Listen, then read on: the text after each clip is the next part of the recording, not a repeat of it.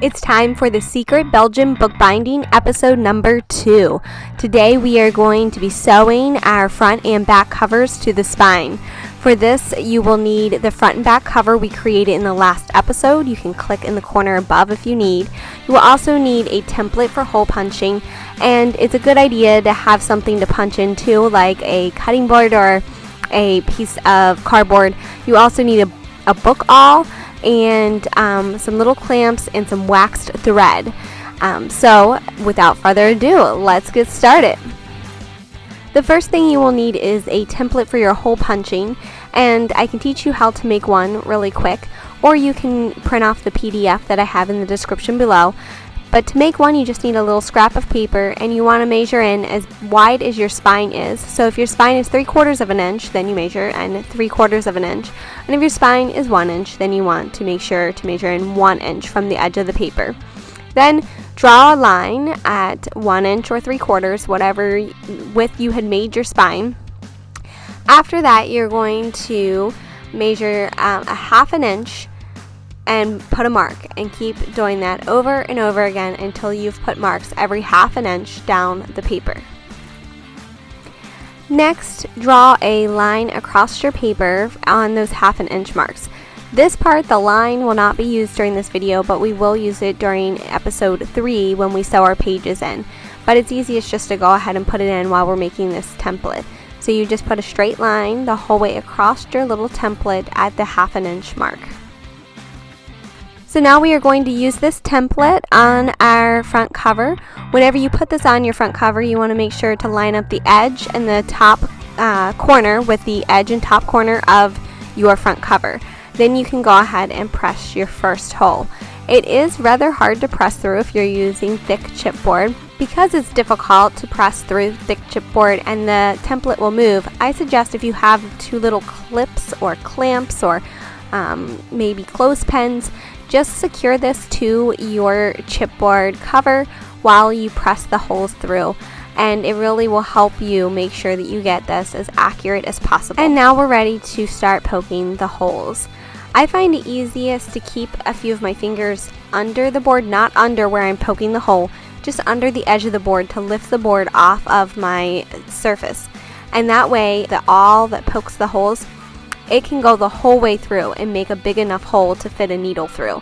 If it does not go the whole way through, the needle will be a lot harder to fit through. So you just continue poking a hole at every 1/2 inch on this front cover. Remove the template for poking holes from this first front cover, and you want to make sure that all of your holes are poked the whole way through. If any of them look a little like underpoked, I would say to go ahead and stick that awl back through the chipboard to make sure that the hole is big enough. And now we are going to poke the back side. Now you want to make sure that you have this lined up right, so I would go ahead and put the front and back together and look at where you're going to want the holes on the back, and then flip it over and put your template on it, because it's actually on the opposite side from where you're poking on the front cover. So you want to make sure that you have those holes poked on the right side. You don't want to have holes accidentally poked on the wrong side and then have to re-poke again. It's going to make your book look a little less than awesome. You again secure the template to your back cover this time, and we are going to use our awl to poke holes the whole way through this back cover, just like we did on the front cover at every 1/2 inch. Okay, so grab your front and back covers that you have the holes poked in, and you also want to grab your spine. You're going to line these up laying in front of you on your table. You want to make sure that you have everything going the correct direction, like you don't want your spine in upside down if it has a right and upside down. And then you want to leave about 1/8 of an inch between the spine and the covers, and use a little piece of tape to secure them that way. This makes it a lot easier. The first time I ever tried to sew one of these Belgian books together, I did not use the tape, and it was so hard at first. But if you put the tape there, just make sure that you do it really nice and light, and don't try to get it to rip your paper in the end or anything. And when you remove it, you want to do that super carefully. So you put the tape at the top and at the bottom, and that will really help with your sewing. Again, make sure there's about 1/8 of an inch between the spine and the covers.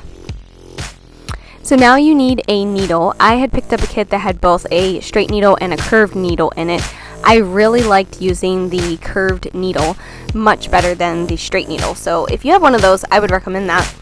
You will also need some waxed thread. So to figure out how much waxed thread you need, you want to run this the length of your sketchbook, the number of times that you have a hole in your book. So for every hole, you're running this across your sketchbook one time. Like if you have 18 or 19 holes, you're going to run this across your sketchbook 18 or 19 times. Then I would run it across 1 or 2 extra times because it really does take that much thread. And this gives you a pretty close estimate. When I ran mine across for this time, I should have run it across 1 extra time like I'm telling you to, because I ended up running out at the end of this. So I would definitely err on the side of caution when you're giving yourself thread. After you threaded your needle, you are going to, for your first hole, go down through the hole, and then you are going to pull through all of that thread that you just wound off of that spool of thread, except for about 3 inches of it, and you're going to leave that just hanging there for right now. Then you're going to take your needle and you're going to come up in that space that is in between the back cover and the spine. Then you go back down in the space between the spine and the front cover. Then you will pull all that thread through again until you get it all the way through, and then you come back up through the front cover first hole. After you come up through that front cover first hole, you pull all the thread through again. Then you are going to take the needle back down through that space in between the front cover and the spine, and then back up through the space between the spine and the back cover. Pull all the thread through again. At this time, this is when we will tie that string to the string that's coming through the book. So the string that we left there to begin with, we're tying it. And once we have done that, then we are going to go back down through that first hole. Then we will have to come up through that space between the back cover and the spine, and down through the space between the spine and the front cover. Again, pull through all the thread. And then to complete this first stitch, you're going to bring that needle up through the front cover first hole a second time. So if you haven't caught on, we will go through each hole twice. We will go over the spine 3 times for every one hole. So you start on one side, you feed over the spine, come up through the other side, feed over the spine, go down through the other side, feed over the spine, and then come up through the last side the last time before you move on to the next hole. So here you pull through all the thread again.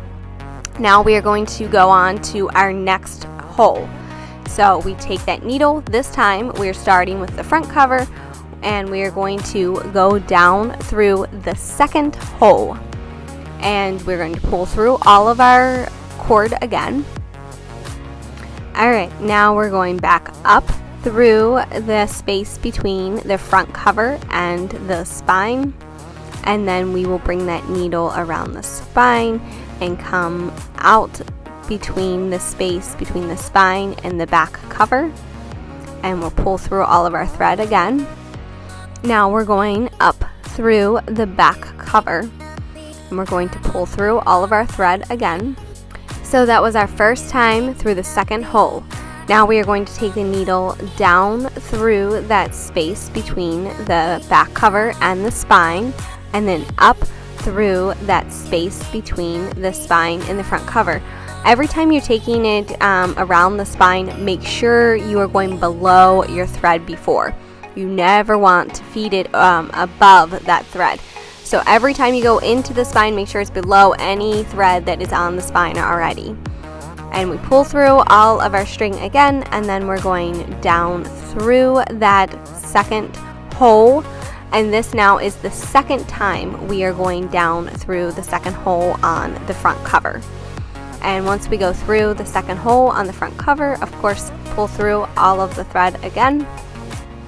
Again, we are going to feed our needle up through that space between the front cover and the spine, and then down through the space between the spine and the back cover.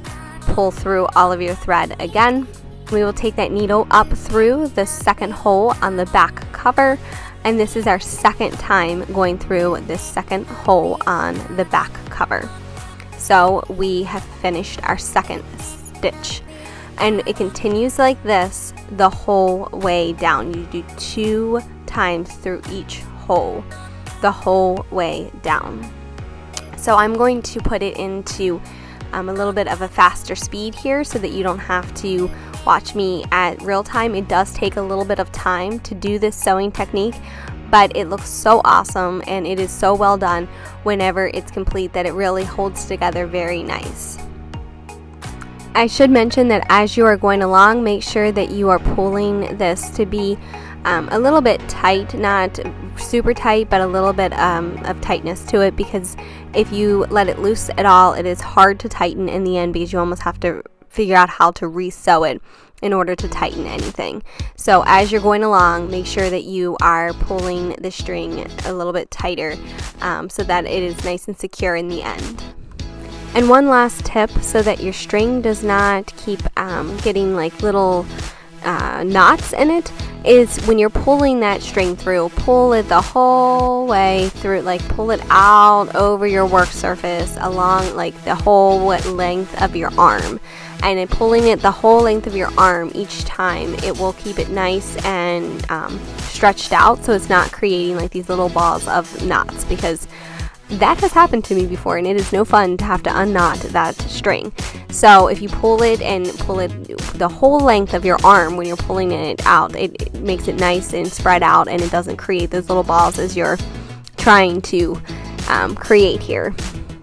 Now I'm taking my tape off, and if you notice, I am now just weaving it below and not actually using the needle at the spine, just weaving it below, and that's why I took the tape out, because it makes it a little bit easier to finish it up here at the bottom.